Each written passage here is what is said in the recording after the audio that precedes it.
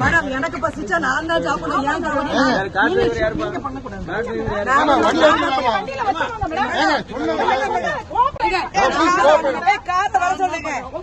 எல்லாம் வல்ல தமிழ்நாட்டை காக்க ஒவ்வொருத்தரும் இந்துக்கள் பாடுபட வேண்டும். பாருங்க, சுடுற வெயில்ல தனியா நடந்து கூட போக விட மாட்டேங்காங்க. தைப்பூசத்துக்கு நடந்து கூட போக மாட்டேங்காங்க. நான் கட்சி சார்பா வரலைங்க, பாருங்க, தன்னந்தனியா வந்திருக்கிறேன். நான் தனியா வந்திருக்கிறேன்.